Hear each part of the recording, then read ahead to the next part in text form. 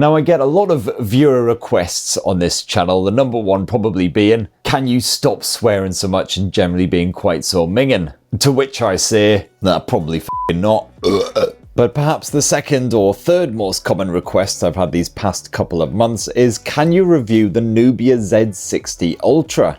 A bit of a surprising choice, but this chunky blower does boast some serious specs, including a ruddy huge 6000 mAh battery, as well as a flexible triple camera setup. It's powered by the Snapdragon 8 Gen 3, same as Samsung's S24 Ultra. So pretty premium stuff, and yet the Nubia Z60 Ultra will cost you just £749 from the UK Nubia store, which certainly ain't cheap, but it ain't as extortionate as the likes of an S24 Ultra or an iPhone 15 Pro Max. But is it actually a worthy alternative? Well, I've had my SIM slapped inside of the Nubia Z60 Ultra for a week now, using it as my full-time phone, so here's my review, and for more on the latest and greatest tech, please do poke subscribe and ding that notifications bell. Cheers! Now, the Nubia Z60 Ultra may be a 6.8-inch behemoth, but that display does at least practically fill the front end thanks to the reasonably skinny bezels. And more impressively, if you're particularly eagle-eyed, you may have spotted that there appears to be bugger all selfie cam action there. And that's thanks to Nubia's 5th generation under-display camera technology, which hides the optics away beneath that mighty screen. And I've got to say, this technology really does impress these days. It's come a long way from the first generation stuff I tested out back in the day. The only way you can actually see that selfie cam is if you squint very hard at the exact precise area where it is, and even then it's only because you know it's there that you can see it. Meanwhile, flip it over and the Nubia Z60 Ultra is certainly just as unique. I'm sure it's perhaps not exactly traditionally good looking. You know, most phones these days go for subtle curves, whereas Nubia instead apparently embraces hard right angles and general strangeness. If I was being impolite, I'd probably say it looks a bit like an 8-year-old's art project where they just hurriedly glued a whole bunch of shapes together, possibly while blindfolded. And that camera bump certainly sticks a far way out of the arse end of the Z60 Ultra and adds a fair bit of extra chonk to this phone, further bulking up something which was already pretty substantially brick-like. And yeah, as you might expect, this smartphone has got a serious heft. But I do like the matte finish to that back end, which you can grab in either black or silver. It's completely repellent to fingerprints and other greasy, grimy substances. And it's made from premium materials. You've got a metal frame, you've got Gorilla Glass up front as well. You've also got a protective plastic cover bunged in the box just in case. Oh, and naturally this phone is also IP68 water and dust resistant like most other flagships. So now let's have a shufty at the software, and it is the latest Android 14 running on here, and slapped on top of that is the not exactly thrillingly titled MyOS 14. And like many launchers, this gives the Nubia phone a distinctive look and feel without buggering about with Android too much. This doesn't quite look and feel as slick as just natural stock Android, sadly, although I am very much a fan of how you don't get a whole heap of crapware bunged on here. You know, a couple of bonus bits like private space, but you don't get Facebook, LinkedIn, Booking.com, any of that crap to get rid of. And slapped here on the edge of the Nubia Z60 Ultra, you've also got a shortcut button. And by default, when you slide this up, this automatically jumps you into the camera app. However, this is fully customizable if you jump on into the smartphone settings and scroll down to features. And right at the very top there, you'll spy slide and switch settings. As you can see, you've got a small selection of alternative options, including opening the game space, turning on the flashlight. You can actually transform it into a OnePlus style alert slider. A bit more flexibility would have been appreciated, but hey ho. And while there's no revolutionary new features stuffed away in MyOS, it does have a couple of pretty decent tools. Usual floating window shenanigans, and of course a full-on game mode, which is absolutely stacked to the pits with great stuff. You find as much great stuff bunged in here as many dedicated gaming smartphones, including the ability to amplify footsteps if you're playing a bit of multiplayer deathmatch type shenanigans. However, gotta say, I've seen a reasonable amount of shonkiness in my week with the Nubia Z60 Ultra as well. As an example, every now and then an app would suddenly decide to become completely unresponsive. No amount of poking or prodding could encourage it to do anything at all, to the point where I wondered if this phone had taken lessons from my family.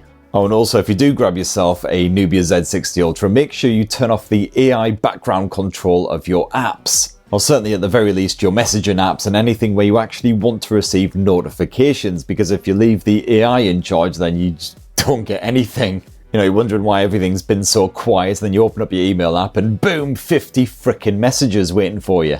For all your apps, your media and your other bits, you'd have 256 gigs of storage space, perfectly respectable, although as usual with flagship phones not expandable via microSD. Now the Nubia Z60 Ultra's 6.8-inch AMOLED display is certainly a bit of a cracker whether you're kicking back with some movies, editing your pics, just browsing the web, whatever really. It might be a big one, but it's pleasingly crisp with its 2480 by 1116 pixel resolution. And of course you've got to love that full view finish with that effectively hidden selfie cam. You've got the usual AMOLED perks including crispy contrast, although there is sod all HDR streaming support in the likes of Netflix reported. And you've got some basic display customization as well. You can boost those colours a bit, make them a little more vivid. And of course just tweak the colour temperature.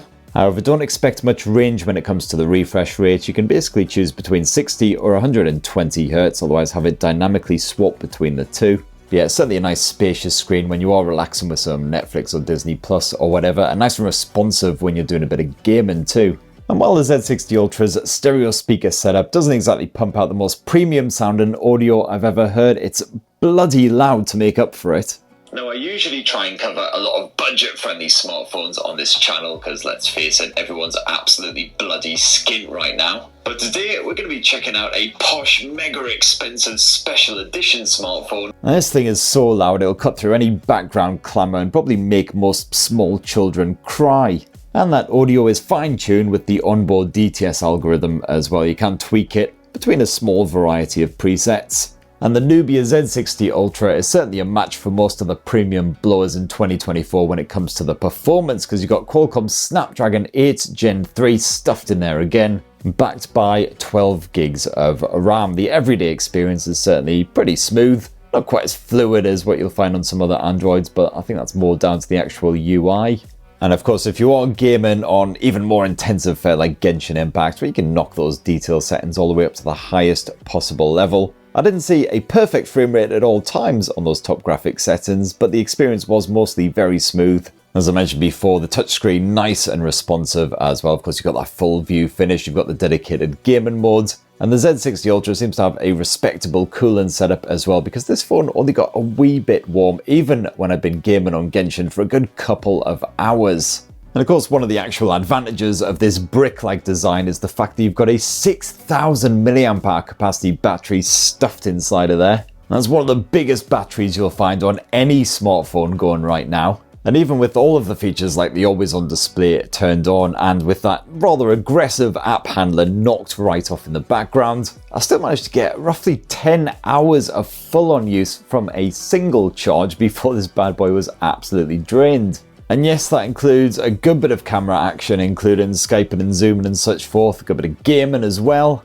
Frankly, as far as phones go, this is one of the best for battery life that I've seen in 2024. In fact, sometimes I just don't bother to charge it at night or in the mornings. I let it go for 2 full days at a stretch before I actually bung a cable in it and get it recharged.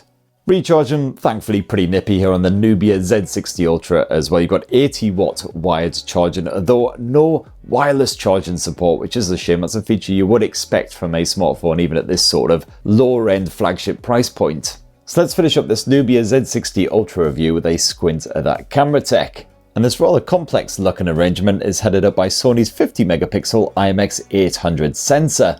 That was actually first found slapped on the Honor 70, I believe it was. You've got a good bit of optical image stabilization as well to counter any hand tremors, etc. The Nubia camera app is a little bit messy. There's lots of different toggles and settings and features buried away, and they did have watermarking turned on by default, which is just bloody irritating.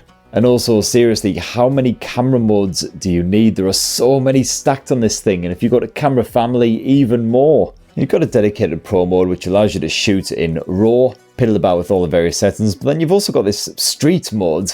This gives you full control over the focus, just like in the Pro mode. You've also got a variety of other features that you can play around with as well, various filters and other bits. Frankly, it's quite a lot to take in, and if you are more of a fan of just pointing and shooting, then you're not going to get on with any of it. Thankfully, if you just leave it in the photo mode and then point the Nubia Z60 Ultra at stuff and hit the shutter button, you will get respectable results. Even when dealing with strong backlighting or dodgy contrast, this phone rarely disappoints, although those colours aren't exactly always a match for what you'll see with your peepers.